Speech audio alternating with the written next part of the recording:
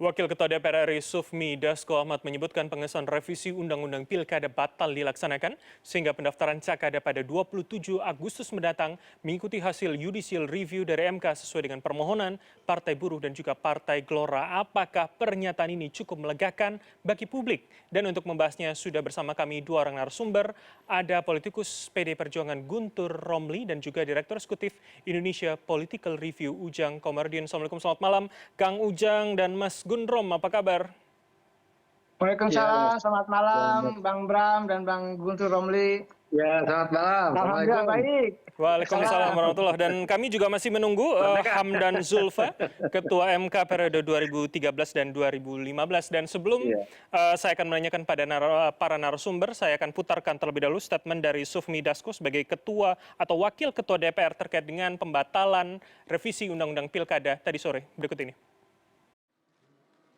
Bahwa pada hari ini tanggal 22 Agustus, hari Kamis, pada jam 10.00, setelah kemudian mengalami penundaan selama 30 menit, maka tadi sudah diketok bahwa revisi Undang-Undang Pilkada tidak dapat dilaksanakan. Artinya, pada hari ini revisi Undang-Undang Pilkada batal dilaksanakannya. Nah, oleh karena itu, sesuai dengan mekanisme yang berlaku, apabila mau ada paripurna lagi harus mengikuti tahapan-tahapan yang diatur sesuai dengan tata tertib di DPR. Dan karena pada hari Selasa, tanggal 27 Agustus 2024, kita sama-sama tahu sudah pada tahapan pendaftaran pilkada. Nah, oleh karena itu kami tegaskan sekali lagi, karena kita patuh dan taat dan tunduk kepada aturan yang berlaku, bahwa pada saat pendaftaran nanti karena RUU Pilkada belum disahkan menjadi undang-undang, maka yang berlaku adalah hasil keputusan Mahkamah Konstitusi Judicial Review yang diajukan oleh Partai Buruh dan Partai Gelora. Demikian pernyataan singkat dari kami, mudah-mudahan menjadi jelas. Saya ucapkan terima kasih. Baik, saya ke Mas Guntur terlebih dahulu. Jadi artinya kalau dikatakan batal dilaksanakan, ini statement yang cukup melegakan atau malah bikin deg-degan beberapa hari ke depan gitu, Mas? Ya, pertama kami ingin menegaskan apresiasi kami terhadap para adik-adik mahasiswa, guru besar, Sivitas Akademika, dan semua elemen yang pada hari ini turun ke jalan untuk menyampaikan aspirasi, menyampaikan protes terhadap rencana revisi Undang-Undang Pilkada yang bertentangan dengan putusan MK. Oleh karena itu, ketika ada pernyataan dari Bapak Dasko, Wakil Ketua DPR RI, kami juga menagih keseriusan secara tertulis. Apakah benar itu sudah dibatalkan atau hanya ditunda? Karena ini terkait dengan aspirasi yang benar-benar datang dari masyarakat, ingin menjaga konstitusi kita, ingin menjaga angin segar demokrasi melalui pilihan dari keputusan MK yang kemudian tidak sampai 24 jam tiba-tiba mau direbut oleh balik DPR RI secara maraton, kemudian tiba-tiba keesokan harinya juga mau paripurna. Ini kan sedemikian cepat. Oke, Mas Guntur. Jadi publik juga bertanya-tanya apakah benar dibatalkan atau hanya ditunda. Seberapa penting kalau Anda publik mengatakan menunggu pernyataan tertulisnya kemudian untuk publik bisa merasakan kelegaan bahwa ini memang dibatalkan begitu, Mas? Ya, kami menunggu. Karena kan kalau kita lihat pengalaman, ada presiden sebelumnya bahwa tiba-tiba Undang-Undang Cipta Kerja disahkan tengah malam, semacam kekhawatiran ya dari masyarakat seolah-olah ini bisa terulang lagi. Jadi kami menunggu ini ditunda atau dibatalkan. Oke, tapi Ya, kalau dari tiba-tiba nanti fraksi menjelang, PDIP seperti apa? Mendesak hal itukah untuk kemudian urgent didapatkan paling tidak secepatnya begitu, Mas Guntur? ya kalau kami kan sejak awal sudah tegas menolak, ya. Sejak ketika ada putusan MK, ada surat dari DPP PDI Perjuangan yang berisi instruksi kepada fraksi PDI Perjuangan di DPR untuk memperjuangkan aspirasi untuk mengawal putusan MK. Dan kami konsisten menolak, tapi kan ternyata tetap main gila, Baik. mau disahkan secara cepat-cepat.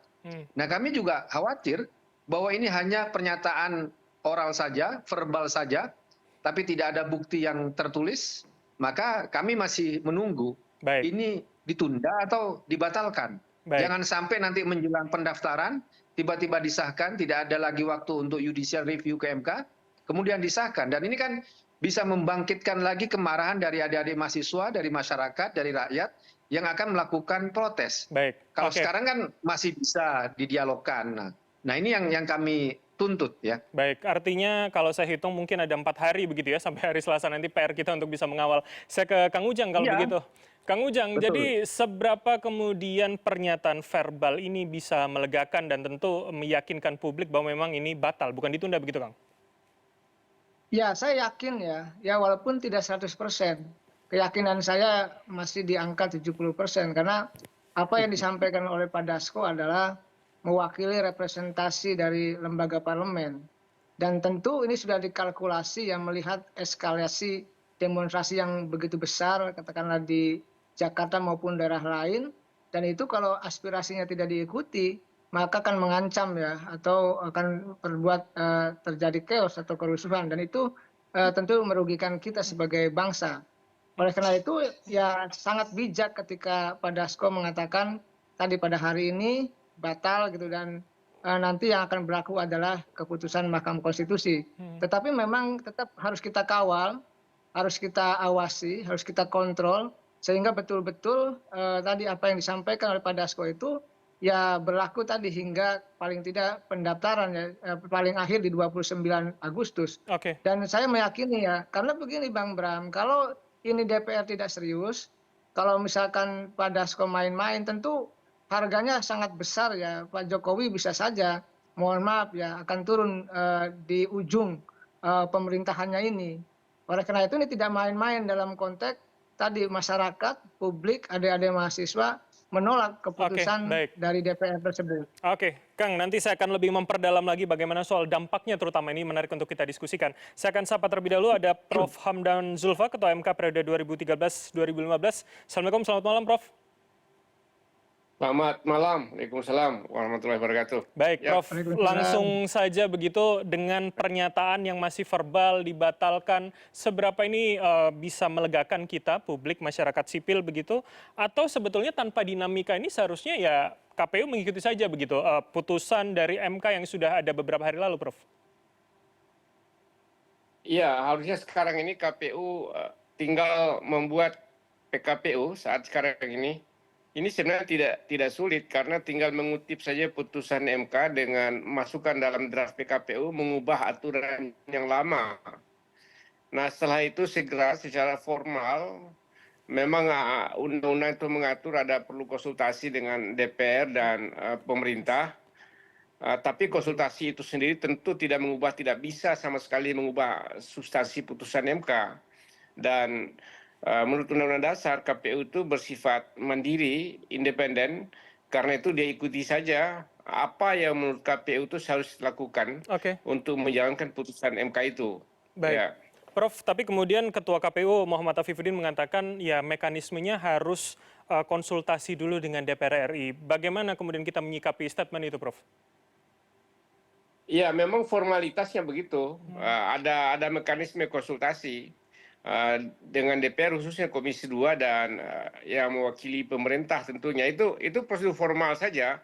Kan tetapi konsultasi itu tidak boleh mengubah putusan MK yang sudah sangat clear, yang sudah sangat jelas. Oleh karena itu, sebenarnya konsultasi itu formalitas saja. Ini agak berbeda dengan perubahan peraturan KPU yang karena alasan lain. Sekarang ini perubahan aturan KPU karena putusan Mahkamah Konstitusi yang aturannya sudah sangat clear. Oke. Jadi tidak ada diskusi panjang, harusnya tidak debat panjang. Terima saja apa yang sudah digariskan oleh Mahkamah Konstitusi. Oke, baik. Prof, izinkan saya juga meminta analisa Anda soal ini. Saya mengutip apa yang disebutkan oleh Balik DPR mengatakan bahwa ya kalau memang tidak bisa direvisi, sifatnya adalah final dan mengikat, kemudian ya dibikin saja peraturan yang baru. Artinya kalau ada peraturan baru ya itu mengikuti dengan sifat yang progresif begitu. Bagaimana kami publik juga bisakah menerima logika itu atau bagaimana seharusnya, Prof? Seharusnya memang DPR ini harus betul-betul hati-hati ya dalam mengambil kebijakan yang berkaitan dengan ini, karena ini kan menyangkut suara rakyat di seluruh Indonesia, ini merata di seluruh Indonesia ya. Karena tidak boleh, mereka harus betul-betul mendengar apa yang dikehendaki oleh rakyat dan menjadi aspirasi rakyat pada saat sekarang ini, yaitu mereka ingin mengawal putusan MK itu. Karena itu apa yang disampaikan oleh Pak Dasko tadi mewakili DPR tentu harusnya konsisten, dan bagi saya itu sangat melegakan ya, sangat melegakan, dan itu harusnya konsisten.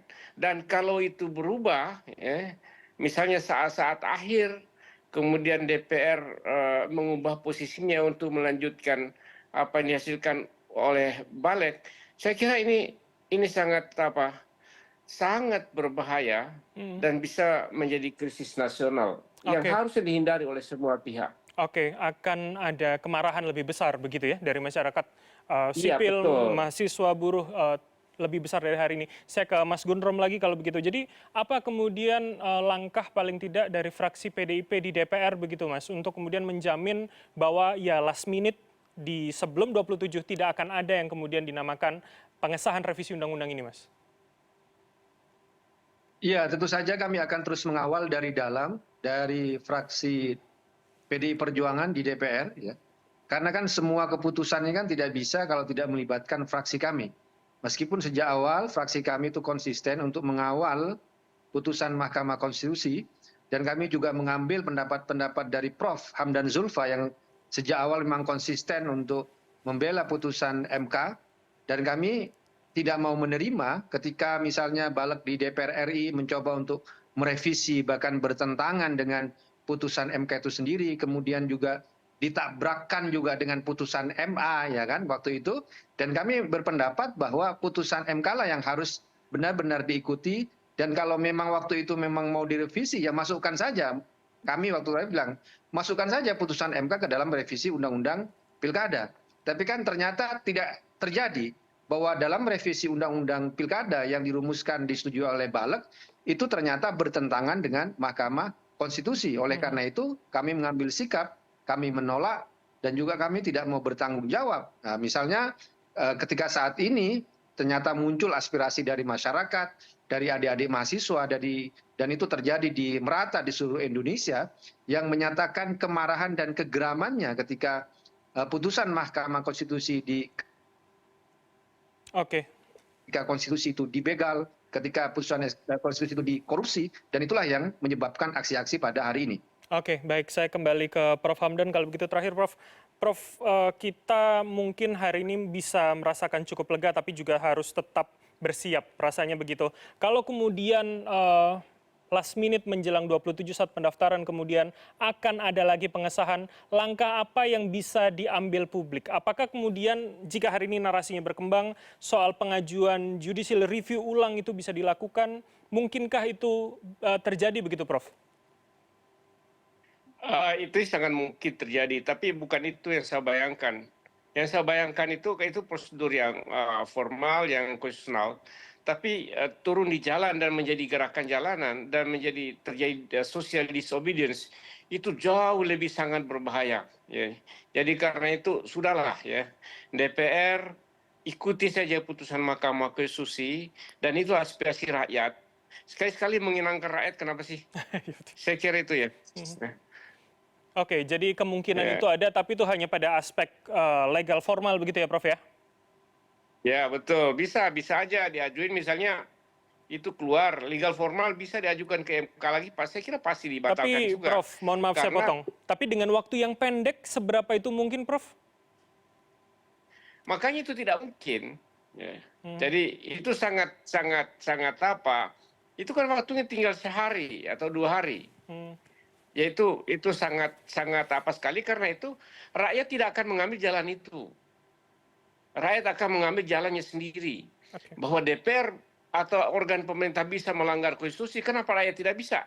Kalau sudah sampai pada pertanyaan itu adalah suatu tanda bahaya bagi kelangsungan demokrasi di Indonesia. Oke, baik. Tentu kita tidak mengharapkan itu bisa terjadi.